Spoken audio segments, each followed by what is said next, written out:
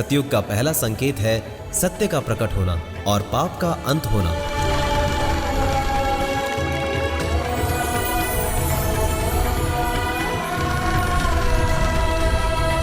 संत रामपाल जी कहते हैं अब अधर्म, झूठ और दिखावा नहीं टिकेगा। सच्चा न्याय शुरू हो चुका है और ये कर्मों का सटीक फल देने वाला युग होगा। संत रामपाल जी के सत्संग में कई ऐसे गुप्त ग्रंथों का जिक्र होता है जो युगों से छिपा दिए गए थे। इनमें वो ज्ञान छिपा है जो सतयुग के मूल स्तंभ है। इन ग्रंथों का जागरण 2025 से शुरू हो चुका है। संत रामपाल जी के अनुसार ब्रह्मांड की कई दिव्य शक्तियां अब सतयुग की स्थापना में सक्रिय हो चुकी हैं। कई योगी, साधक और गृहस्थ सभी को ये ऊर्जा अनुभव होने लगे हैं। ये आत्मा के स्तर पर क्रांति है, बाहरी नहीं, अंदरूनी। संत रामपाल जी महाराज ने ये स्पष्ट किया कि अब युग परिवर्तन को कोई रोक नहीं सकता।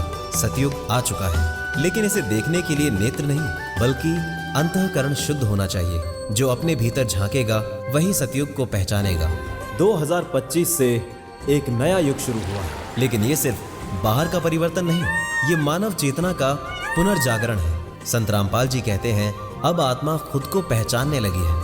हर व्यक्ति के भीतर जागृति की छोटी सी लौ जल चुकी है। सतयुग का प्रभाव सिर्फ मनुष्यों तक सीमित नहीं, प्रकृति भी शुद्ध होती जा रही है। पहाड़ों पर हिम फिर से चमक रहा है, पशु पक्षी शांत हो चुके हैं और मौसम अब क्रोध नहीं करता।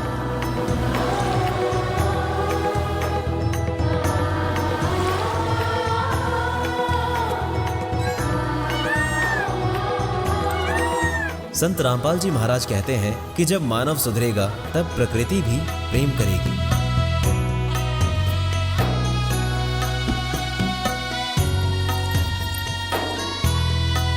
संत रामपाल जी महाराज बताते हैं कि सतयुग के आगमन के साथ कई छिपे हुए सत्य प्रकट होंगे, जैसे सही पूजा विधि, ब्रह्म ज्ञान और मोक्ष का रास्ता।